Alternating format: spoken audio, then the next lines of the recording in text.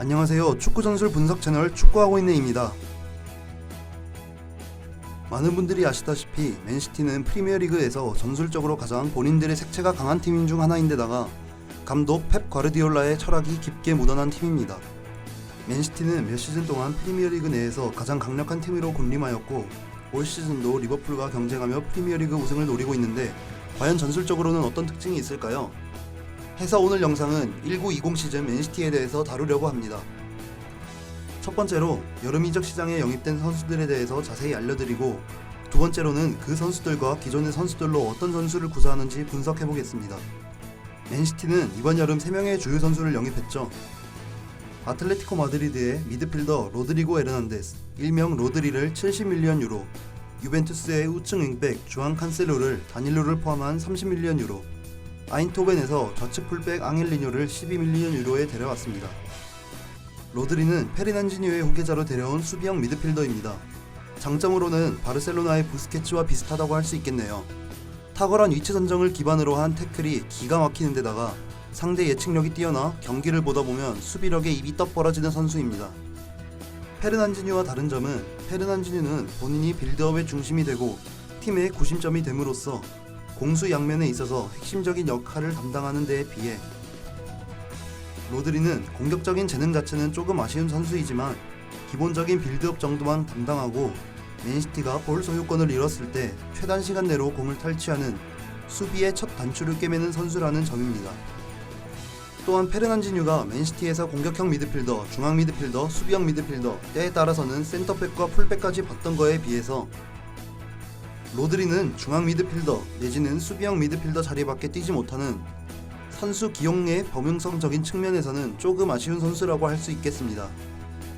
이는 다르게 말하면 로드리가 맨시티에서 페르난지뉴의 후계자로 왔지만 페르난지뉴와 비슷한 선수는 아니라는 점인데다가 더 나아가서 페르난지뉴의 롤을 잘 수행할 수 있냐는 의문까지 몇몇 팬들은 제기하고 있습니다.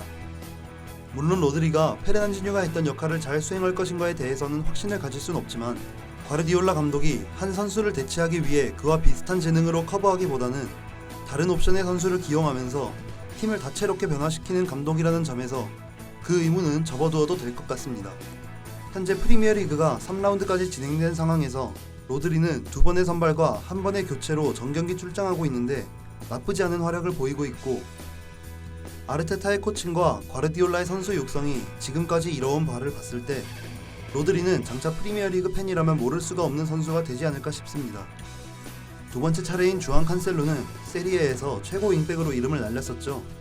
2년 전 17-18 시즌 인터밀란에서 임대 신분으로 리그 베스트 윙백에 지명된 활약에 힘입어 1년 만에 유벤투스로 이적하였는데 인터밀란에서 보여줬던 활약만큼은 아니었지만 분명히 본인의 몫은 톡톡히 해주며 다시 1년 만에 맨시티로 이적하였습니다.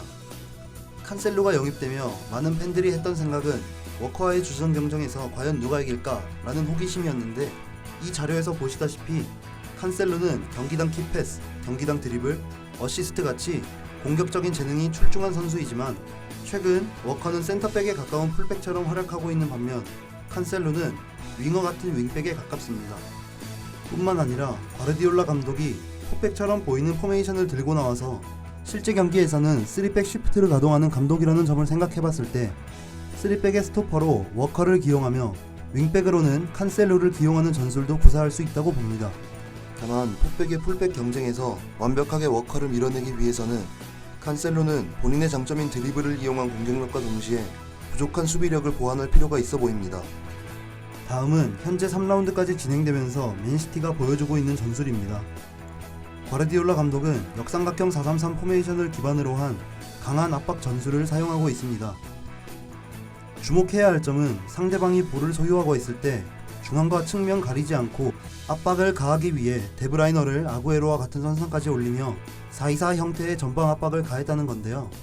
이로 인해 상대팀은 본인들 후방의 센터백은 물론이고 측면의 윙백까지도 압박에 둘러싸여 정교한 빌드업에 어려움을 겪었습니다.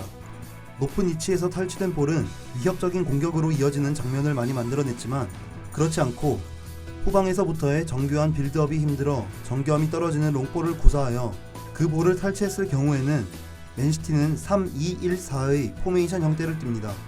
여기서 주목해야 할 맨시티의 포지션은 측면 풀백입니다. 보통 일반적인 팀에서는 풀백을 측면 터치라인 부근만 활용하는 한정적인 형태로 사용하는 반면 과르디올라 감독은 풀백을 다양하게 활용합니다. 이 장면은 2라운드 토트넘과의 홈경기에서 가장 뚜렷하게 나타났는데요. 좌우측이 비대칭적으로 움직이기 때문에 구분지어 말씀드리면 우측의 워커 같은 경우 볼이 파이널 서드까지 도달하기 전에는 로드리와 같은 선상의 수비형 미드필더처럼 쓰면서 높은 위치에서의 볼의 유기적인 순환을 위한 수싸움에 가담해주는 형태를 띱니다. 그리고 파이널 서드에 볼이 진입하여 안쪽으로 치고 들어오는 유형의 윙포워드들이 볼을 잡으며 빈도간과 같은 라인까지 올라가요. 팀의 유기적인 볼 순환과 볼 소유권을 잃었을 시에 상대 미드진을 압박하기까지 합니다.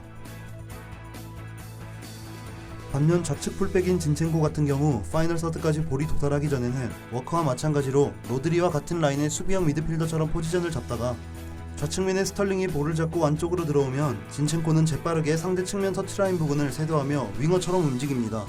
간단히 요약하자면 측면의 풀백은 3백의 스토퍼 역할을 하다가 순간적으로 윙어처럼 움직이는 반면 반대 측면의 풀백은 로드리와 같은 라인의 수비형 미드필더처럼 움직인다는 것이 양 풀백의 공통점인데, 워커는 공격형 미드필더 역할까지 수행하는 반면 진첸코는 측면 윙어 역할을 수행한다는 점이 다르다고 얘기할 수 있겠습니다.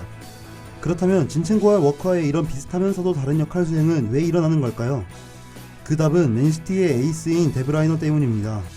데브라이너는 물론 양발을 다 수준급으로 잘 쓰는 선수이지만 주발인 오른발로 올리는 크로스에 비해 왼발 크로스의 위력은 약한 선수입니다.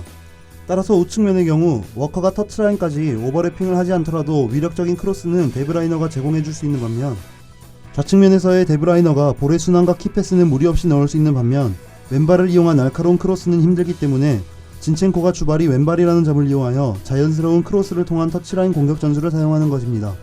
이는 데브라이너의 히트맵에서도 보실 수 있습니다.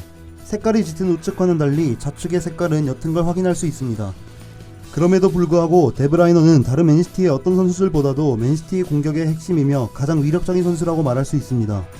토트넘은 이날 4-4-2 형태의 포메이션을 들고 나와 수비라인과 미드필더 라인의 간격 유지와 지역 수비를 기반으로 한 전술을 보였는데, 사진에서 보시다시피 데브라이너는 간격 유지를 엄격히 하는 지역 수비의 약점인 선수 간의 공간을 집요하게 파고들었습니다.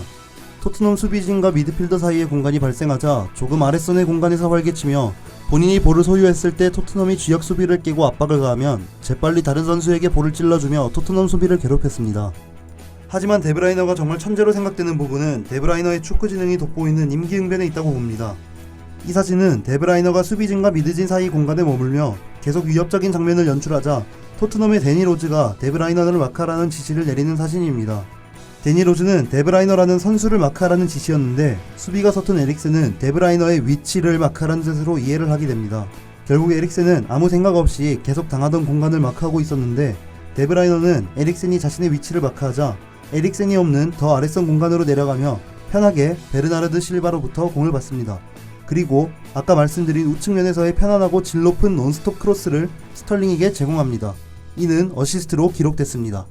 선제골이 먹히고 난 후 데니 로즈는 에릭센에게 데브라이너를 제대로 마크할 것을 지시했지만 에릭센은 다시 한번 데브라이너의 위치를 마크하였고, 역시 데브라이너는 임기응변으로 아구에로보다 더 높은 선상을 세도하며 상대의 수비 라인을 무너뜨리는 움직임을 보여줍니다.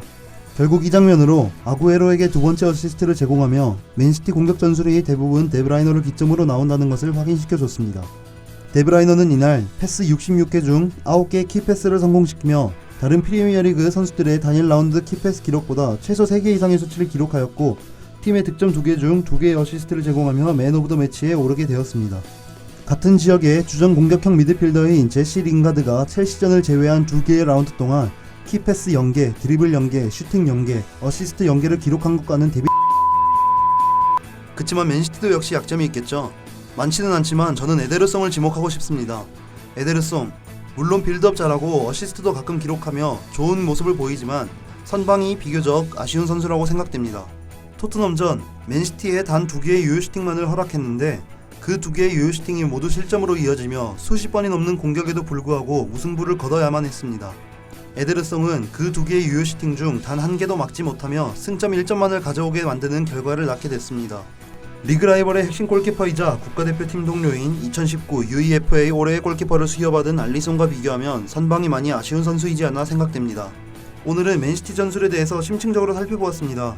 재미있게 보셨다면 구독과 좋아요 많이 부탁드리고 댓글로 해주시는 피드백은 언제나 달게 받겠습니다. 많이 부탁드립니다. 감사합니다.